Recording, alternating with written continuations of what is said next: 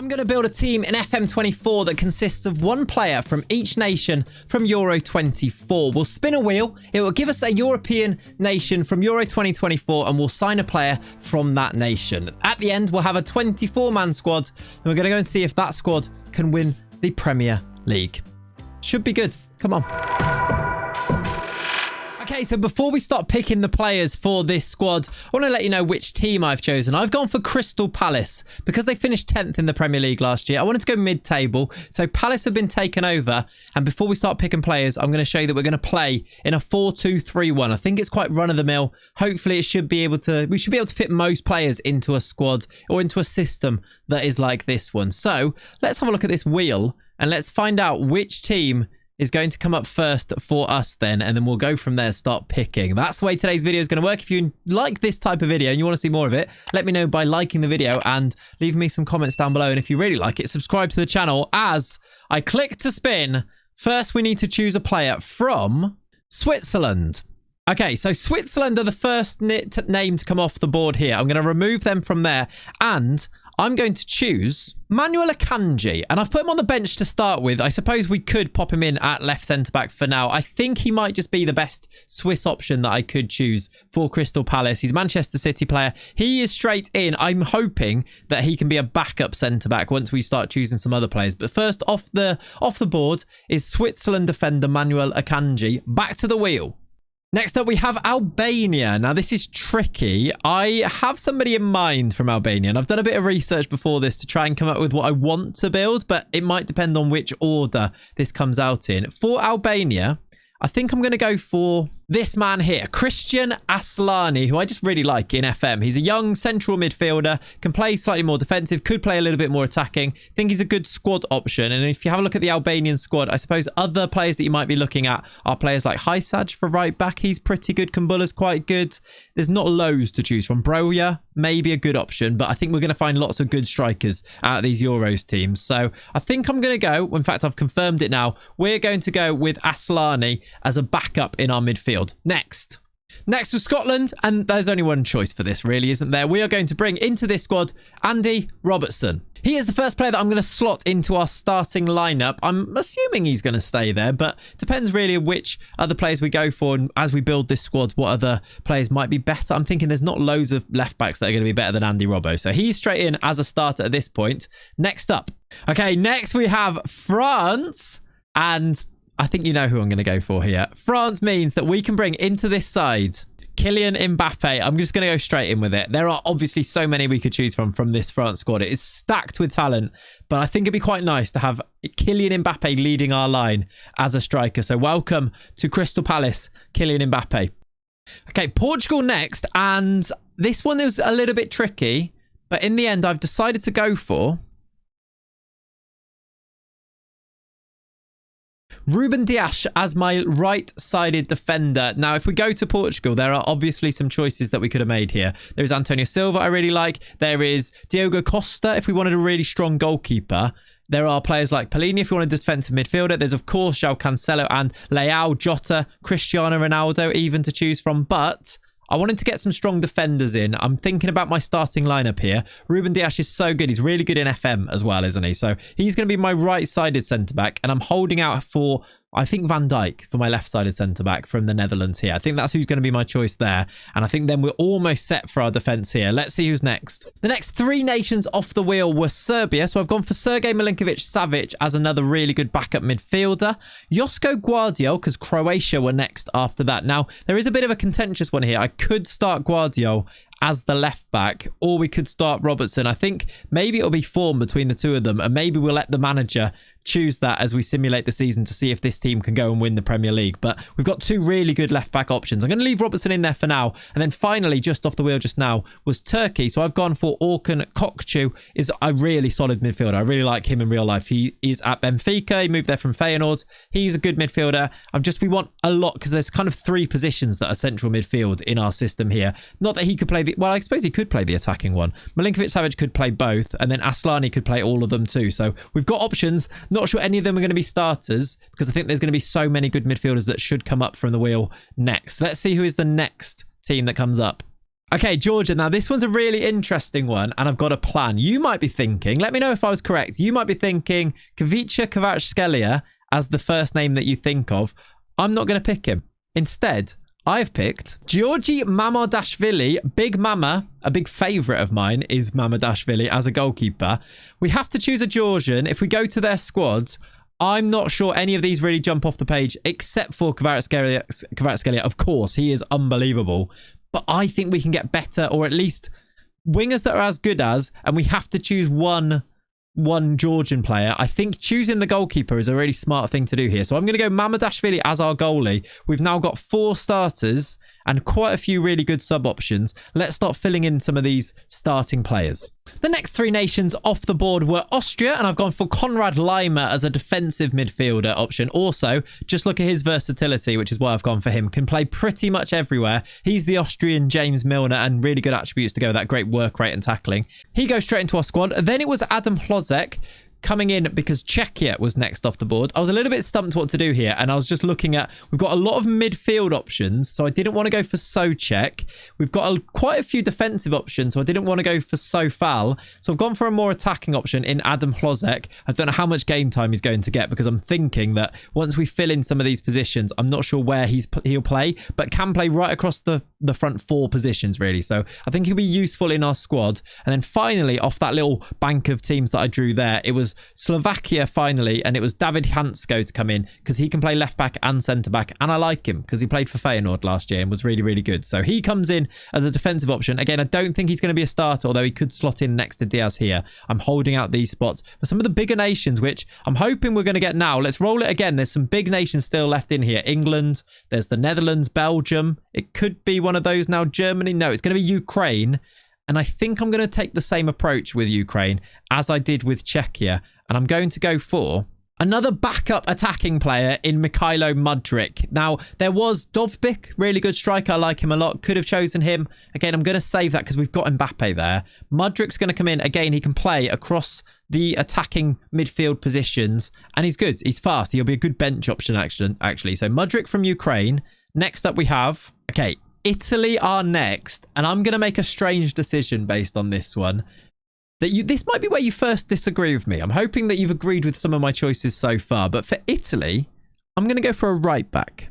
I'm going to bring into our starting 11 Giovanni Di Lorenzo. And you might be thinking, what? That's going to be your right back. I think he's solid. I think he's pretty good. And I was just thinking, in terms of the other positions, who else do you go for from this Italy team here? Is it Barella? Is it Chiesa, Verratti? I'm not quite sure. Left back, Bastoni could be a good choice for left centre back, actually. But again, I've told you already, I'm holding out for Van Dijk there. There wasn't any other players that were really jumping off the page for me here. And I think right back is somewhere where we're going to struggle, because if you think about who the best right backs are going to be in the tournament, you're thinking of Walker and Trent and Cancelo, and most of those we've taken, because England I'm probably not going to go for a right back for, and we've already had Diaz from Portugal. I think we're a little bit lacking in just generally like top right backs. Most of them are from the big nations, and those big nations I kind of want to use for other positions. Like Koundé I didn't want to use from France because I wanted to use Mbappe. Do you see my thinking there? I'm going to go for Di Lorenzo. And again, this might be where you first disagree with me. If you do, I'd love to see what your squads would look like. Maybe you just post your first 11 in the comment section and we can kind of see which one is the best. And maybe I'll find one that I like even better than my one. But for now, we're going to go into Di Lorenzo as a right back. Back to the wheel. Okay, Spain. This one is a no-brainer for me. I'm going to bring Rodri into our midfield. He slots in as the best defensive midfielder in the world. He'll be right there, holding down, anchoring our midfield. No-brainer for me. Rodri is the clear choice from Spain. And another one that is a clear choice. The Netherlands are next. And of course, I've been planning this for ages. Virgil van Dijk comes in alongside Ruben Dias to complete our defensive line. And I'm pretty happy with this, you know. Robertson, Van Dijk, Dias and Di Lorenzo. I think you're going to struggle to get much stronger than that. And you've also got the option to bring in Guardiola if you wanted to as a left back too. I think I'm going to go for Robertson now because we drew him out first. So he's going to start there. We've got some good backups. There's some real attacking positions here. And if we have a look at the wheel, our nations left are Poland, England, Hungary, Germany. If you think about England, Belgium, Germany, there's some good attacking players that we can fill out these positions with. So let's see who we have next. Okay, so it's going to be Romania as our next team. And I'm going to use this as an opportunity. And with them being the weakest team, I think, on the wheel that is left over, I'm going to use this as an opportunity to bring in a backup goalkeeper. I'm going to try and be smart with this. And therefore, welcome to the squad, Florin Nietzsche, who is 37 years old. He's not very good, but he is the first choice Romanian goalkeeper at the moment. I think, is it Ionut Radu is injured at the moment, I want to say. So this guy is starting the Euros. So I brought him in. He's going to start as our backup goalkeeper. And that's the way that we're going to use the Romanian player that we have to choose. I'm hoping we're going to get 4 good players to fill these positions now. I think we'll be okay. I think I've got a plan. Poland, I had a bit of a think about this one. I was going to go for someone like a Zalewski, maybe a winger to come and play. Szymanski is another option here, but in the end, I decided to bring in this man here, Robert Lewandowski. He's just too good, I think, to leave out. I know he's 35 now, but if you're going to choose a Polish player, you're probably going to choose Robert Lewandowski. I did actually flirt with the idea of bringing Mati Cash in as a right back too, but I'm going to bring Lewandowski. He's going to be a backup for Kylian Mbappe, and I think we've got a pretty good backup striker on the bench there in one of the best strikers of all time, in Robert Lewandowski. And finally, then, we're going to get our England choice. And I wonder if you agree with me on this one. With the whole thing going through, I have decided to bring in Jude Bellingham to play as our number 10. He's going to be our next starter on the list here. I just think he's the most exciting England player right now. We could have gone for Foden. We could have gone for Harry Kane, although we've got Mbappe, so that would maybe have been a waste. We could have played Mbappe wide and then gone Kane. That is another way that you could have changed it. Did go through my mind a little bit.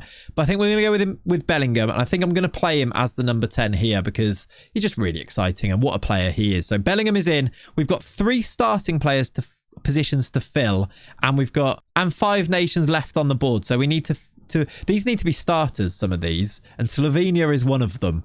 And we can't go for Šeško to start because we've already used our striker part. So we're going to have to be smart, and I think I'm going to use one of these positions. This is where the wheel actually comes into it. I'm going to pick from Hungary, Dominik Szoboszlai. Maybe you would have guessed that, but where are we going to play him? I'm going to play him here. On the right-hand side, he's obviously Hungary's best player. He's obviously going to be the choice from there. I'm going to start him as a winger. I guess we've got like Modric who could also play there, and Hlozek. We are lacking in these winger types. So in comes Szoboszlai. I suppose you could do Mbappe actually on one side, and that could help this too. But we'll have a look at when we've got our full squad in. But Szoboszlai, welcome to the squad. Next up, it is Slovenia, and I am going to go for Šeško. I'm going to pop him down on the bench for now because I don't think he's taken Mbappe's spot. Although, actually, I'll tell you what I am going to do. Let's swap them. Let's play Mbappe wide and put Šeško into the starting lineup because I think that's quite an exciting team. If we can get a better left winger in, maybe we'll change this. But for now, Mbappe in there, Šeško striker. We need one more player to start and then 1 or 2 backup squad players from the 3 remaining nations, which is Germany, Belgium, and Denmark. Denmark come out next. I think we're going to have to go for a backup from these. We need 1 starter to play left wing from Germany or Belgium. I don't think we're going to choose a Denmark player to do that, are we? So I've gone for Joachim Mahler to come and play because he can play right back and left back and wing back. So Joachim Mahler is going to be a backup player from Denmark as a choice. And then that leaves us with 1 starter, 1 sub from our final 2 names, Germany and Belgium. And from Germany, I'm going to choose to go and play left wing, one of my favourite players in world football at the moment, and that is Jamal Musiala, one of my favourite players in world football. He's going to come in and play left wing, which is a position he can play. I'm not sure it represents the most width for this squad with Musiala on one side and Szoboszlai on the other side. So we're going to use them as inside forwards, cutting in from those with Mbappe and Bellingham, hopefully just all being really, really good. So Musiala on the left-hand side, and that leaves 1 position still to fill. And it's going to be a Roman midfielder that we need to bring in from Belgium. Can you guess which player this is going to be? I think you probably will be able to do so. Of course, from Belgium, just to have this confirmed. I want to see it go off in here so we can take it off the wheel. Belgium, we will bring in the one and the only Kevin De Bruyne. And this then creates our final squad. Mamardashvili, Di Lorenzo, Diaz, Van Dijk, Robertson, Rodri, De Bruyne, Bellingham, Szoboszlai, Musiala and Mbappe, with players like Modric, although maybe not the best example, Lewandowski, Šeško, Guardiola, Akanji, some really good squad options too. 1 player from each European Championships 2024 nation to hopefully go and win this Premier League, which, by the way, interestingly, we're not favourites for. Manchester City are still 13-5 favourites, even with this amazing Crystal Palace squad, which actually the season projected lineup does go with Guardiola starting. Any other changes in here? It's actually swapped Bellingham and De Bruyne and starts Lewandowski and no Musiala but Mbappe on the wing. Very interesting. We will leave all of that up to our assistant manager because I'm going to go and simulate this season and we'll find out how they get on. Predictions, I suppose. Get them in the comments right now. I will see you in May and find out if this Dream 11 from the Euros can go and win the entire thing. I'll see you in May. And here we are then in May, and perhaps not surprisingly, this Euros dream team, it has won the Premier League. 90 points. They have won it ahead of the favourites, Man City. City, maybe that's the most surprising thing here, only got 77 points. They lost 7 games. Palace, with these European players then, they lost 4 games. They lost to Spurs, Brentford, Chelsea and Leicester. All of them 1-0, actually. So when they did lose, it was only on a really close game. Drew 6 to Arsenal, Forest, Newcastle United, Spurs and City, but won 28 of those games. I was going to say surprisingly, but it's not surprisingly. Erling Haaland was the top goal scorer in the league for Manchester City with 30. If Norway were in the Euros, I suppose he would be starting up front for our team, and maybe we'd use Mbappe out wide or maybe change it completely. He got 30. He was actually the top average rating as well. If we look at the goals, this is surprising. Robert Lewandowski, not a starter for us here at Palace, only started 21 games, but did score 20 goals. So lots of sub appearances and lots of goals when he was a sub. A goal every 109 minutes is a brilliant return for someone who was actually not the starter, because Mbappe was the starter, look, with 31 starts and 18 goals. If we scroll down, that's actually all of the Palace players on the top goal scoring lists. They were the champions, 90 points, a good season. I mean, that's a pretty regular season. Maybe you'd expect a little bit more, but I suppose with City so far behind, look at the goal difference as well. It was an easy season for them to win the league here. I'll just show you in the other competitions too. In the Carabao Cup, they went out in the semi-final, losing to Spurs. After losing at home, they drew 3-3 away from home, went out in the semi-finals. And in the FA Cup, they went out to Liverpool 2-1 after extra time. Fabio Carvalho after 121 minutes with the winner in that one. So they weren't in the Champions League or in Europe because we're Palace, and they were finished 10th last season, of course. I'll show you the rest of the stats on here just so you can see these guys who were in the team were the starters for the most part. The most surprising thing for me is that Christian Aslani, here he is, look, the Albanian midfielder, did somehow manage to make 23 starts. And 12 sub appearances too. Lots of sub appearances for Akanji and some starts too. Lots of sub appearances for Guardiola. He didn't get in the team ahead of Robertson. Maybe because Robertson got himself 18 assists. Really, really good at creating the goals was Andy Robertson. I wonder if that's set pieces. But then De Bruyne must have been taking set pieces too with 14. Good goal contributions and goal and assist contributions from the front four. 9 and 12 for Szoboszlai, 13 and 8 for Bellingham, 12 and 10 for Musiala, and 21 and 10 for Mbappe. There's Lewandowski, the top goal scorer in the squad with 22. Seska got 3 in 4 starts, and that's the rest. That's how you can see the rest of the team did. No appearances for Hlozek, and maybe surprisingly, no appearances for Milinkovic-Savic, perhaps overshadowed by Aslani, who came in. 25 sub appearances as well, look, for Kokju. This squad, it was good enough to win the league for me. I want to know what you think, or what you have come up with as your best squad using one player from each of the teams in the Euros. Let me know in the comments down below, and hopefully you enjoyed today's video. Just a little fun, simple simulation. Thanks for watching. I hope you enjoy the Euros. I hope your team goes and wins it all, as long as your team is England. See you next time. Thanks for watching. Bye-bye.